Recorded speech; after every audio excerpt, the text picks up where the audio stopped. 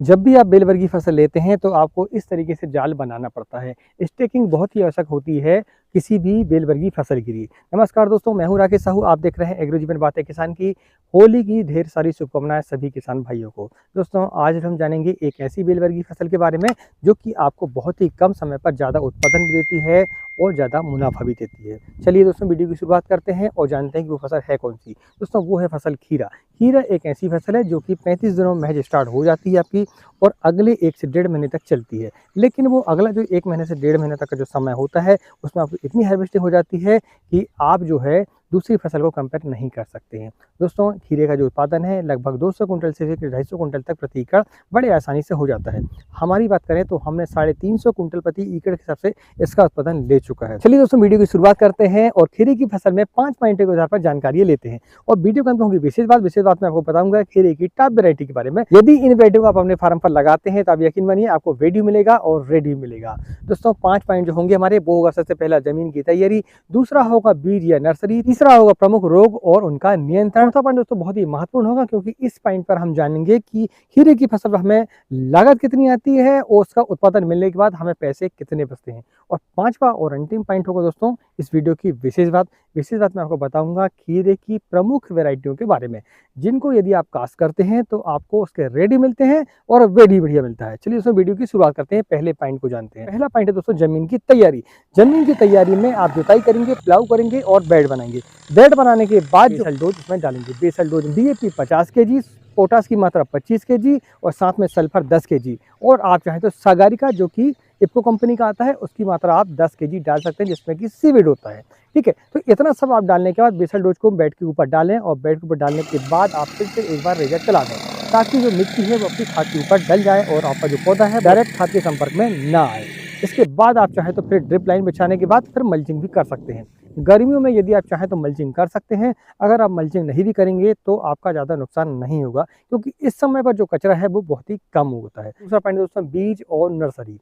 इस समय पर नर्सरी बनाने की आवश्यकता बिल्कुल भी नहीं है। आप डायरेक्ट सीड जो है अपने बेड पर लगाएं। इसकी जो मात्रा है वो लगभग 200 ग्राम से लेकर 250 ग्राम प्रति एकड़ के साथ आपको लगानी होगी। ठीक है, जहाँ तक पौधों की संख्या की बात आती है तो पौधों की जो संख्या है वो लगभग 7000 से 8000 तक प्रति एकड़ आपको लगाना पड़ेगा। अगर इतना आप लगा लेते हैं तो लगभग जो इसका डिस्टेंस होगा वो होगा 1 फीट का प्लांट टू प्लांट और रो टू रो 5 फीट। ठीक है, जैसे कि आप देख सकते हैं ये हमारी जो करेले की फसल है ये रो टू रो जो है 5 फीट है और प्लांट टू प्लांट जो है 1 फीट है। ठीक है, तो इस तरीके से आप जो है प्लांट का मैनेजमेंट कर सकते हैं। अब हम बढ़ते हैं तीसरे पॉइंट की तरफ। तीसरा पॉइंट दोस्तों प्रमुख रोग और उनका नियंत्रण। रोग 2 प्रकार से आते हैं, एक होता है हमारा फंगस और दूसरा होता है इंसेक्ट।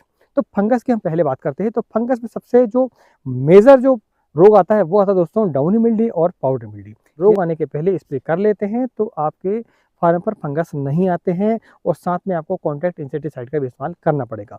आप जो है टेबिकोनाजोल का इस्तेमाल कर सकते हैं। आप चाहे तो डाइफेनाकोल का भी इस्तेमाल इसके लिए कर सकते हैं। एजेक्स्ट्रोबिन का इस्तेमाल कर सकते हैं।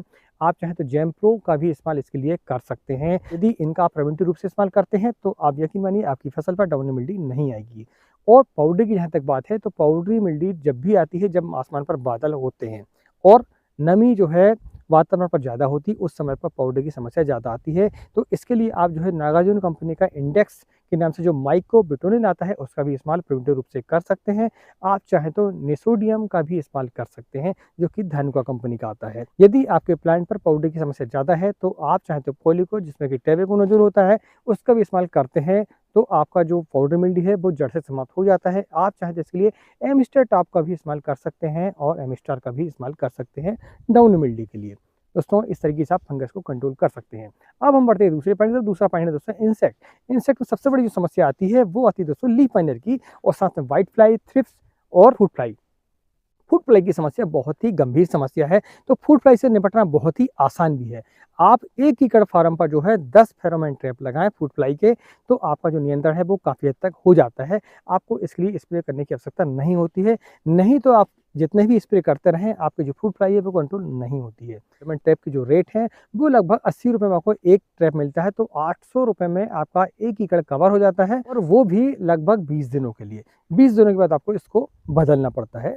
ठीक है, तो इस तरीके से आप फ्रूट फ्लाई को कंट्रोल कर सकते हैं। अब रही बात इसमें इंसेक्ट की, रसूचक कीटों की, तो उसके लिए आप क्या कर सकते हैं, आप चाहें तो थाइमोथैक्सम, इमिडाक्लोपिड, केल्डान जिसमें कि टेट्राप्रोडोक्लोराइड होता है, इनका इस्तेमाल करके बारी-बारी से अगर स्प्रे आप इसे करते हैं तो आपकी ये समस्या नहीं रहेगी। आप इस बात का ध्यान रखें कि आपको रोग आने के पहले ही स्प्रे करना पड़ेगा। हर लगभग 6 दिनों में आप निकाल दें स्प्रे कीटनाशक का, तो फिर आप रसूचक कीटों से निश्चिंत हो सकते हैं। ठीक है, आप चाहें तो अलीका का इस्तेमाल कर सकते हैं जिसमें कि थाइमोथैक्सम प्लस लैम्डा होता है, तो आपका जो लीफ माइनर है वो भी कंट्रोल होगा और साथ में आपकी जो व्हाइट फ्लाई है ओथिप्स से वो भी कंट्रोल हो जाते हैं। लीफ माइनर की सबसे अच्छा जो है वो है दोस्तों आपका एवासीन। ठीक है, एवासीन का इस्तेमाल जो कि क्रिस्टल कंपनी का आता है, और आप चाहें तो किसी भी इंसेक्टिसाइड ईमाइल का यदि आप स्प्रे करते हैं तो आप देखेंगे कि आपको लीफ माइनर की समस्या नहीं आती है। और दूसरा ये कि आप ड्रिप के माध्यम से इसकी ड्रिंचिंग भी कर सकते हैं। दोस्तों एक सीक्रेट और मैं आपको बता दूं कि फंगस और इंसेक्ट से यदि आपको दूर रहना है तो आपको ड्रिंचिंग के माध्यम से फंगीसाइड भी चलाने होंगे और इंसेक्टिसाइड भी चलानी होंगी। फंगीसाइड में आप रोको का इस्तेमाल कर सकते हैं, कार्बन डाइऑक्साइड का इस्तेमाल इसके लिए कर सकते हैं। आप चाहें तो रेडोमिल का भी इस्तेमाल इसके लिए कर सकते हैं। और इंसेक्ट की जहाँ तक बात करते हैं तो इंसेक्ट के लिए इंसेक्टिसाइड में थाइमोथैक्सम, इमिडाक्लोपिड की मात्रा आप ले सकते हैं। इमिडाक्लोपिड की जो मात्रा है वो लगभग 1 लीटर आपको प्रति एकड़ के हिसाब से, और थाइमोथैक्सम की जो मात्रा है आपको 250 ग्राम प्रति एकड़ के हिसाब से आपको ड्रिंचिंग के माध्यम से देनी होगी। और सबसे बड़ी चीज़ ये है कि यदि आपका पौधा तंदुरुस्त होगा, स्वस्थ होगा, तो फिर आपका जो रोग है बहुत ही कम होंगे। ठीक है, इसके लिए आपको समय-समय पर जो है माइक्रोन्यूट्रिएंट का इस्तेमाल करना पड़ेगा और अमीनो एसिड का इस्तेमाल करना पड़ेगा। और साथ में यदि आप ह्यूमिक एसिड की मात्रा ड्रिप के माध्यम से देते हैं तो आपका जो पौधा है बहुत ही हेल्दी होगा और आपके रोग जो है बहुत ही कम आएंगे। दोस्तों ये जानकारी आपको कैसी लगी प्लीज़ कमेंट करके जरूर बताएं। यदि ये जानकारी आपको अच्छी लगी तो वीडियो को लाइक करें और चैनल पहली बार आए तो चैनल को सब्सक्राइब करें, क्योंकि इस चैनल पर आपको समय समय पर खेती संबंधी जानकारियां मिलती रहती हैं। दोस्तों अब हम बढ़ते हैं हमारे चौथे पॉइंट की तरफ। चौथा पॉइंट है दोस्तों उत्पादन और लाभ। ठीक है, अब इसमें हम जानेंगे कि हम कितना खर्च करेंगे और उसके बाद हमें कितना उत्पादन मिलता है। तो सबसे पहले हम बात करते हैं खर्चों की। तो खर्चों में जो बेड बनाई का जो खर्चा है वो लगभग आपको 3000 रुपये, बेसल डोज की जो खाद आएंगी लगभग आपकी 3000 रुपये की, बीज की जो मात्रा है और उसके जो रेट है लगभग 7000 रुपये, दवाई जो आपको लगेगी लगभग 20,000 रुपये की, और खाद जो आप ड्रिप में चलाएंगे उसकी जो रेट है वो आपको लगभग 20,000 रुपये लगेंगे, और वहीं लेबर का जो खर्चा है वो लगभग 20,000 रुपये, और इसके बाद ट्रांसपोर्ट 7,000 रुपये, लगभग 80,000 रुपये आपके लग जाते हैं। यदि आप इसके साथ में मल्चिंग भी करते हैं तो 20,000 रुपये आप मल्चिंग की मिला लें इसमें, तो 1 लाख रुपये का आपका प्रति एकड़ के हिसाब से खर्च होता है। वहीं उत्पादन की हम बात करते हैं तो यदि आपने 200 कुंटल का भी उत्पादन ले लिया और 10 रुपये के आपको रेट मिल गए, यानी कि 1000 रुपये कुंटल आपको मिल जाते हैं, तो आपकी जो फसल है वो लगभग 2 लाख रुपये की बिकती है। इसमें 1 लाख रुपये खर्चा काट लें आप तो कम से कम 1 लाख रुपये शुद्ध इनकम आपकी हो जाती है। और ये मैं मानता हूँ कि काफ़ी है 3 महीनों के लिए, क्योंकि आपकी जो फसल है लगभग 35 दिनों में स्टार्ट होने के बाद अगले 35 से 40 दिनों में समाप्त भी हो जाती है। यदि अभी आप लगाते हैं तो आपकी जो फसल है आगामी बरसात की फसल लगाने के पहले ही आपकी निकल के तैयार हो जाती है। अब हम जानते हैं वीडियो की विशेष बात। विशेष बात जाने से पहले मैं आपको बता दूं कि यदि इस चैनल पर पहली बार आए हैं तो चैनल को सब्सक्राइब करें और वीडियो को पसंद आए तो वीडियो को लाइक जरूर करें। तो चलिए दोस्तों अब हम खीरे की वेरायटी के बारे में जानते हैं। तो वेरायटी में सबसे पहले जो नाम आता है वीना क्रस का, बहुत ही बढ़िया वेरायटी है। इसमें रेडी मिलता है और वेडी मिलता है। दूसरा नाम आता है दोस्तों पद्मिनी का, जो कि सेमनेस कंपनी का आती है। इसी कंपनी की एक और वैरायटी आती है दोस्तों मालिनी। दोनों वैरायटियां जो है बहुत ही बढ़िया वैरायटी हैं। इसके बाद चियाताई कंपनी की रोहन सोहन। दोस्तों इन वैरायटियों को मैंने अपने फार्म पर लगा चुका हूं, इसलिए मैं को बोल रहा हूं कि इन्हीं वैरायटियों को आप लगाएं। दोस्तों आप अपने एरिया पर भी देख सकते हैं कि आपके एरिया पर कौन सी वैरायटियां चल रही हैं।